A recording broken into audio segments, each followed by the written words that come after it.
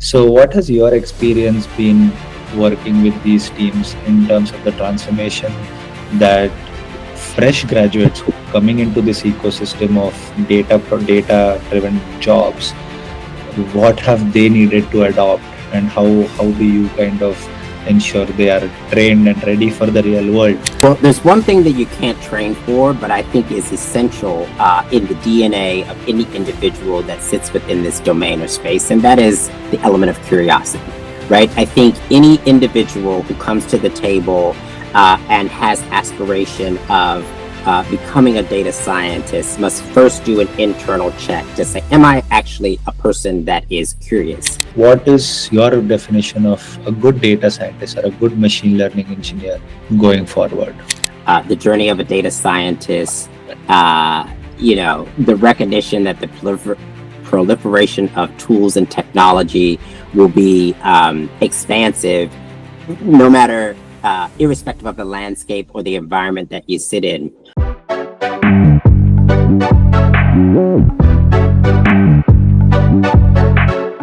Hello and welcome everyone to the next episode of the AIM Media House podcast Simulated Reality. Today we are with Stephen Harris. Stephen, how are you doing today? I'm doing great. And yourself, Keshav? Thank you so much for asking. I'm doing well as well. It's a cloudy day in San Francisco. Hopefully gets sunnier by the afternoon. So, the weather has been treating us better here. So I don't know if about the same in DC.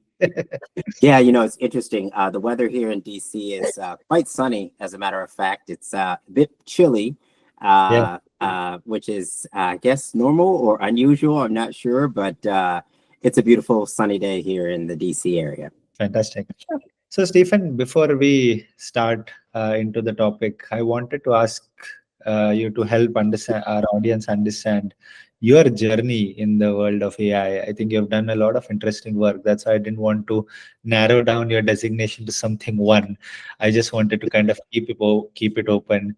Tell us a little bit about the work that you've been doing for a while, and then also why, in line with that, you wanted to speak about AI talent, AI workforce transformation, and getting it done. Awesome. Well, there's a couple of things. Just in terms of my journey. So I have been on this journey around data for nearly 30 years now. And it all started for me with a quite, I would call, pivotal moment in my career related to the work that I was doing many years ago at NASA, where I was building the NASA Assurance Technology Center. And this body of work was very important, supporting the all of NASA's safety and mission assurance function. So this SMA organization, Safety and Mission Assurance organization, basically at the time was implementing the first agency-wide knowledge management system. We called it Process-Based Mission Assurance, PBMA, KMS for Knowledge Management System. During that duration of time, Space Shuttle Columbia disintegrated upon reentry. We all know that, the causal factors related to that was associated with foam escaping from the shuttle, which caused damage to the shuttle. And upon reentry, because that surface area was exposed as the shuttle re-entered the U.S. Atmosphere, the temperature and the heat basically accelerated the erosion, resulting in a catastrophic failure and loss of life. On my wall, I keep a plaque that an award and a plaque that I received from the agency, and it has I don't know if you can see it there, but it's this award here, given to me for the body of work that we led in support of the Columbia accident investigation. And the reason that was so pivotal for me is two factors. The first is I was in Washington prior to that accident, presenting our strategic plan for the year, supporting SMA with all of our scope of work. one of the items that I had requested during that time frame was for a probabilistic risk assessment tool that basically my team at the time used shuttle data to help us predict or better understand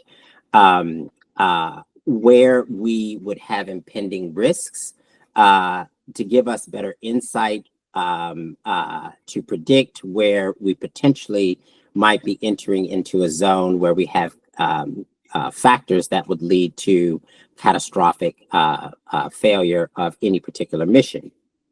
Ironically, while that item that purchase of that software was not approved in the budget, we understood as a community within NASA that foam escape on the shuttle was an acceptable risk threshold, an acceptable risk that was managed. What we didn't understand at that time was the fact that that foam escaping could actually create significant damage during a particular mission, and that damage would lead to the catastrophic event that we all are familiar with. The reason that's important to me is because, and the reason it was such a pivotal moment, both in my career and transition to double down and focus on data and the ability to be able to tell stories, so effective data storytelling, was because seven mission specialists lost their lives. And had I walked into the room and said, here's our strategic plan, but there's one topic that I think is most important that we discuss, and that topic is related to our next catastrophic failure, which is sitting right under our nose. Raising the red flag, telling the story in a way that would have created pause or cause for further investigation may have contributed to the saving of those lives. And for me, I took personal accountability as a result of that event.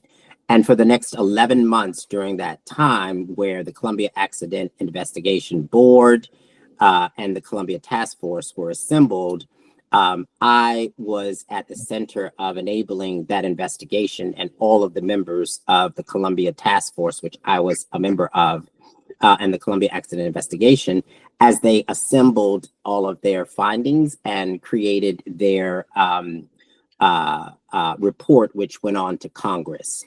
As a result of that, NASA formed what they call the NASA Safety Center. So that eclipsed the NASA Assurance Technology Center. That Safety Center then followed military protocols that were established based on the Navy Nuclear Subsafe Program. And that, I think, put NASA on a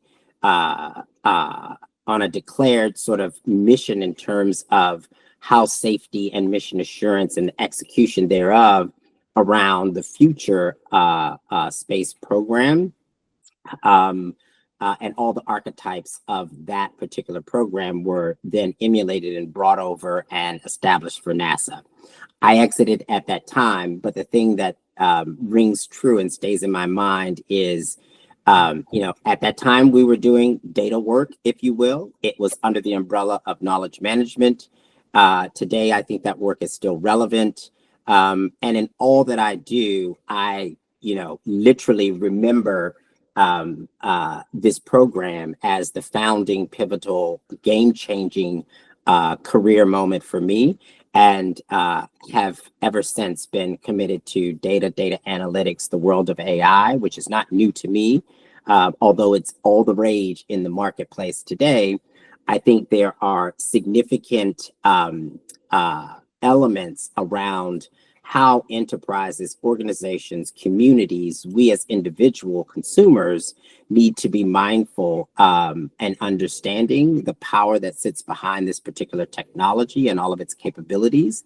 But we also need to be mindful of the risks associated with it to avoid pitfalls, potential failures, and in cases where AI is being used to govern and protect U.S. or global citizens, where AI is enabled to provide insight, actions, and/or recommendations. That those are well-tested, proven, validated, and have rollback capability so that we can prevent harm to both humans and to enterprises as we all look to adopt and take on and scale this technology, because it does have its place in our world. It's very present. It's not our future. It is our present. And so in our present, we all share an accountability of understanding the power of the technology, how it should and shouldn't be used, and where we need to be vigilant in terms of driving adoption for its intended purposes. Thank you for sharing that story with us, Stephen. It's quite inspiring. I completely understand why you're so driven by the field of data science, and AI. In line with that discussion, we are today going to talk a little about AI talent, AI workforce transformation, right? Some of the things that you have learned over the course of your journey within AI, I'm sure that you have worked with different sets of teams over the course, and at the same time, the requirement for that AI talent has evolved over a period of time. What has your experience been in terms of how the talent itself is the talent working on AI transforming itself, right? And how are they quick to adopt some of the things that are required? And how has your experience been working with some of the AI and data science talent? I have had very interesting, albeit good experiences, right? It's been a learning journey, not only for myself, I think for the teams and all of the functions around an enterprise that my teams have supported, past and present. I think there are a couple things to be aware of. I think the first thing is understanding the ecosystem in which that talent exists, right? Because the culture of an enterprise or an organization will actually have a very significant influence on the talent, the shaping of that talent, and what the talent is able or unable to effectively bring to life as part of their own journeys. Uniquely, I have seen my teams leverage machine learning, the capability of AI to not only drive insights that foster better understanding around product development, product adoption, use of that product, but this matriculation of talent has evolved in a pretty significant way, meaning that, for many years, folks that were in this data space have had a data domain space, have had so many different derivations in terms of job classifications, right? And so you've had, sort of your data analysts, you've had advanced analytics capability, you have machine learning, you have AI,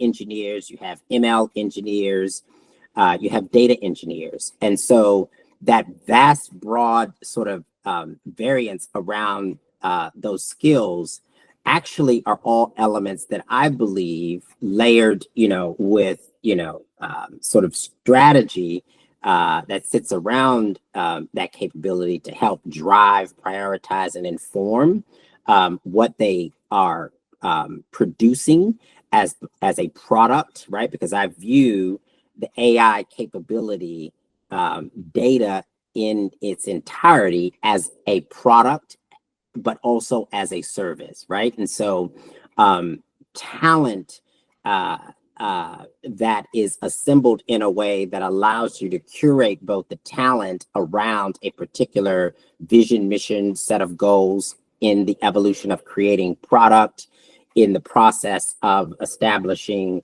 patents, software patents, and in the process of helping to achieve a set of very specific business outcomes, where you specifically measure and land that business impact, requires, I think, the amalgamation of those different skill sets as we think about AI in its entirety. And so the journey has been one where I have had to help individual and collective team members understand and respect the domain of their peers, meaning, someone who comes to the table from a background of data management and governance is equally as informed and valuable as the, data scientists and the data science team who are amongst the top, 10 when it comes to worldwide Kaggle, contestants, right? They hold those rankings, so they are well, and they've worked for me, right?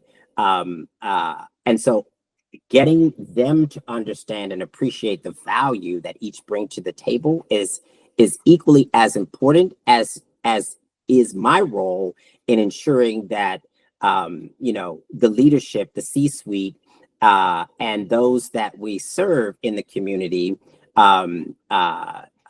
value what we bring to the table as a profession.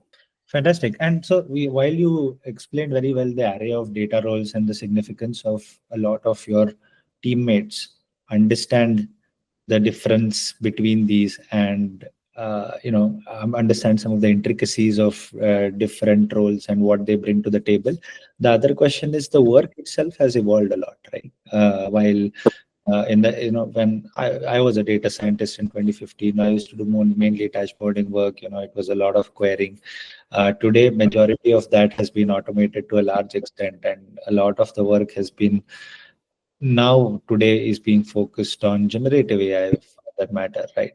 So what has your experience been working with these teams in terms of the transformation that fresh graduates who are coming into this ecosystem of data driven jobs, what have they needed to adopt, and how do you kind of ensure they are trained and ready for the real world so that they hit the ground running?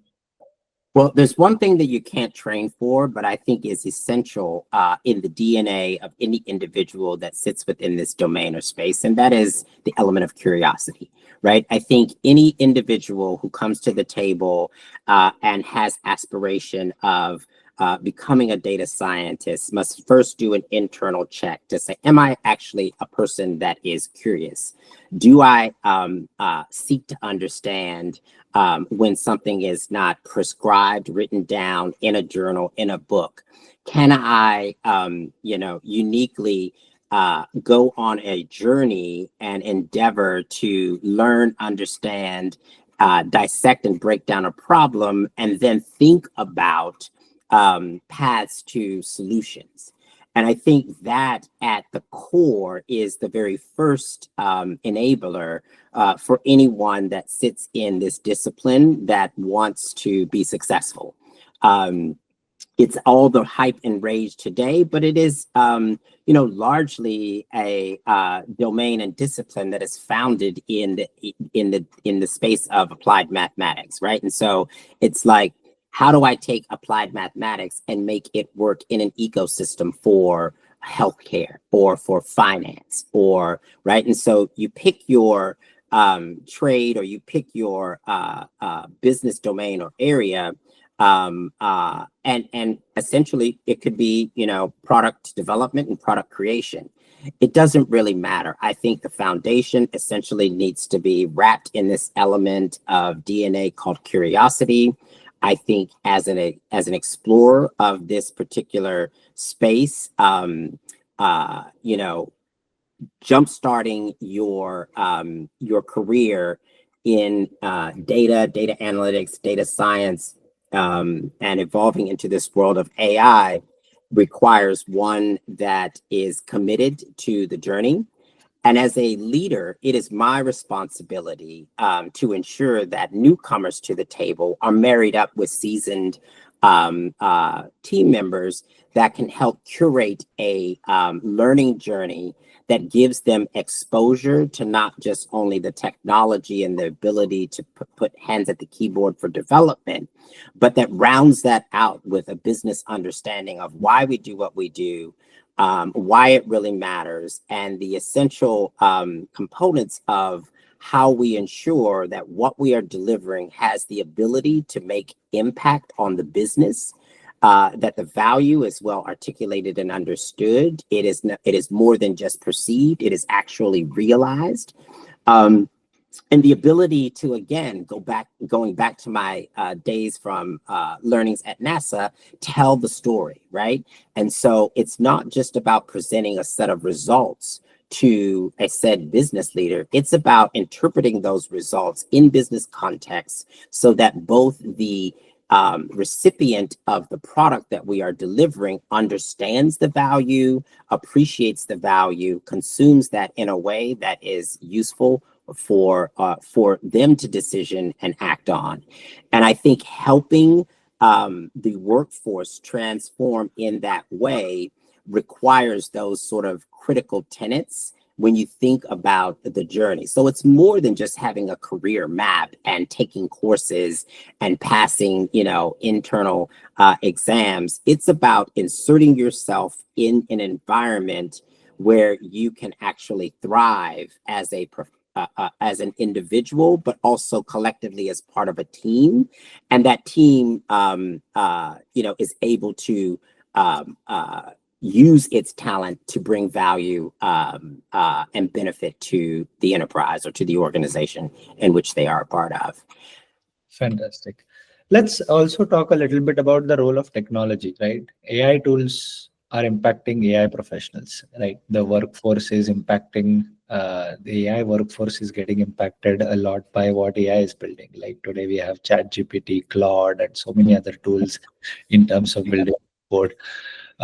We have so many other tools for AutoML, right? We many times the you don't even need to fundamentally understand what machine learning is, and you can do a few drag and drops and build a machine learning model. Yeah. During the evolution of this technology, which is AI, impacting the AI workforce, Yep. how do you envision building teams that are really strong at their foundational concept, their fundamental concepts, so that we are not building something which we are not understanding? And at the same time, what is your definition of a good data scientist or a good machine learning engineer going forward? I think there are a couple things to unpack, in one's understanding the journey of a data scientist, the recognition that the proliferation of tools and technology will be expansive, no matter, irrespective of the landscape or the environment that you sit in. I think what's most critical, as you think about, or as we think about talent and developing that talent, but also taking on sort of this vast ecosystem of both technology and process in shaping the development of models, in curation of those models, or, better said, management, right, or governance around those models, adoption of those models, and the principles by which one operates, or how that technology operates, is really sort of the foundation, right? And so stepping into this, I think there needs to be a set of guiding principles that one operates by. Those guiding principles should be sustainable and not be things that change based on budget, based on org change, based on priorities of the business, those are foundational design principles, right? When you think about architecture at its core, data architecture at its core, there are architectural principles by which, you know, one follows to validate their design, right? And so, so goes it for this space of AI and ML. There are design principles by which one should govern all of their bodies of work. And I think certainly where the rubber meets the road is in the process of taking a model into production. I think curation of that model from its inception into production, understanding it is important. Yes, you can, you know, basically build ML models and move them into production and not really understand the data that is consuming it. But my premise and foundation and principles all start with the data, because the technology will be the technology, right? I'll use an example as simple as, you know, business intelligence tools, where every tool has the capability to consume data. But here's what happens. You can have the same set of data run through 5 different BI tools, and it'll give you 5 different answers. Why? Because the semantic layer within that technology is not all common or the same. And so that transformation that happens from the semantic layer to the presentation layer in a BI tool is very akin to the transformation that has the potential to make incorrect recommendations, because the foundation of that data and how that model is using that data may give you a different result set and a set of unintended consequences that create risk scenarios for the business that can all be avoided. And how do you actually manage that, right? Part of it is understanding the journey in which that data has been on, ensuring that there's the right classification, attribution that sits around that data, so in its metadata layer. But more importantly, test, validate for outcomes. You are never going to be able to design a model that tests for every edge case to manage every possible risk. That is never the goal. But essentially, you need to have a capability that allows you to validate that model as it learns and as it grows and as it becomes more powerful and effective in the form of a contrarian model. And so those contrarian models will help you better understand, as the creator of that, you know, ML model, where the model potentially has opportunity to go off the rails. And so you can manage those through capabilities that allow you to alert, roll back, and divert scenarios in which the recommendations or the outputs are not in line with A, your principles of original design, and B, the intended results that are outcomes that one inspects. And so it inspects and expects. And so throughout that life cycle, from development into production, and then all of your monitoring that sits around that production version of the model, need to be fully understood by the team or individuals that are delivering those as a service to the enterprise. Fantastic. And my final question to you, Stephen, is, now as we talk about talent, we have to also talk about the employer, right? We have to also consider the stakeholders important for upskilling, reskilling them, and making the maximum utilization of them as resources that are working in AI. There is one which is the point that you mentioned regarding curiosity. Curiosity cannot be replaced, right? You can't have that. You will need to hire that. But That's then right. At the same time, there are various technologies that are evolving the way companies are hiring as well, right? The AI talent. Now, what is the role of some of these technologies in terms of hiring that talent, and how do they effectively leverage it so that they are able to hire good talent and at the same time keep them upskilled, reskilled to a point where you are functioning as a team who really fundamentally understands what AI and data science is and builds good solutions which are sustainable and scalable? You know, I take on the same principles of risk management and apply them to this domain and space as both I educate, lead, and continue to grow as an executive in this space. And that is, in effect, we are all risk managers, right? We must operate as managers of risk, irrespective of what our job classification and title is. I think that holds and rings true in this domain and space of AI. When you think about talent management, workforce development, hiring, skills development, I think there are a couple things that chief people officers need to be acutely aware of, which requires a bit of a double clicking and not sort of a waving of the wand saying, make sure you do this, but it is the CPO's job to inspect what they expect.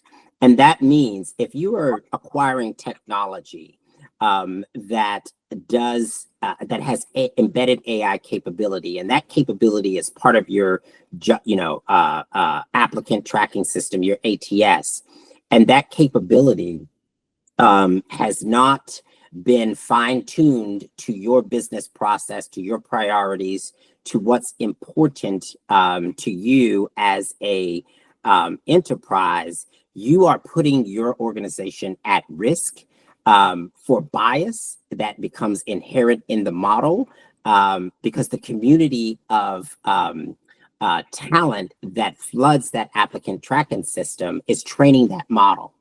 And so if that model is filtering out highly qualified candidates and you are found suspect of that, as we know, this is a very present scenario for many organizations that turn the AI capability on, but didn't understand what was really going on in the background, can become a legal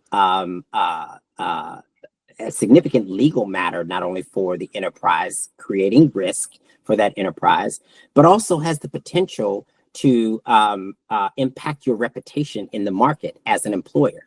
And so let's start at the beginning where we are doing talent acquisition and understanding AI at the front and the edge of our enterprise, where we want to bring in good talent, ensuring that we have tested and validated and understand the levers that need to be modified, adjusted, and fine-tuned over time so that we are seeing candidates and that they are not falling off in our ecosystem and putting us at risk because we put our priorities in a different area and turned over that responsibility to technology with no human in the loop. That's number one.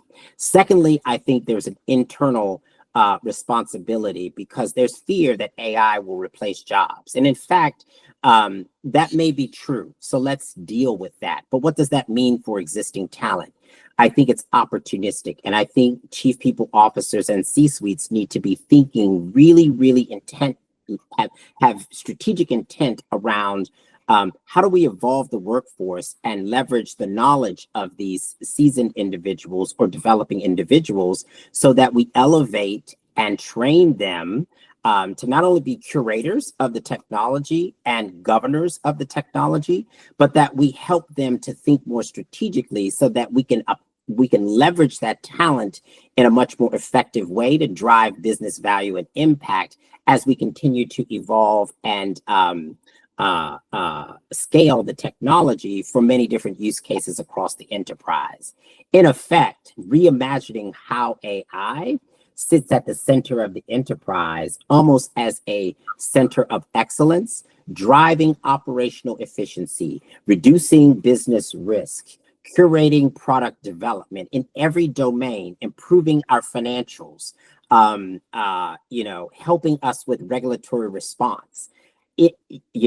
assisting legal in its, case management, amplifying audit's ability to be more effective as a function. So you pick the domain and the discipline. I think AI can sit there, but the individuals who have requisite knowledge need to kind of be co-branded, if you will, and co-equipped, built with skills that help them manage and govern both policies and standards around the application of technology to support their business function and capability, but moreover, become voices of reason across the enterprise so that technology doesn't become the active agent for all things within an enterprise, removing the sensibility of what a human in the loop brings to the table and the domain expertise that those individuals bring to the table. So there's a fiduciary responsibility. There is a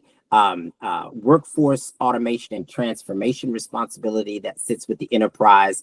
And I think reimagining how those work together in concert so that adoption happens in the right way, and the expectations and the results that are landed can, satisfy, the commits to the board, but also evolve the talent within your ecosystem so that you become smarter and much more efficient in how you operate and deliver your portfolio of capabilities and services, be it to, civilians or citizens of a particular state, or customers and partners that are within your ecosystem, as well as the employees, right? How do we make the world and the life of how an employee works on a daily basis much more effective and efficient?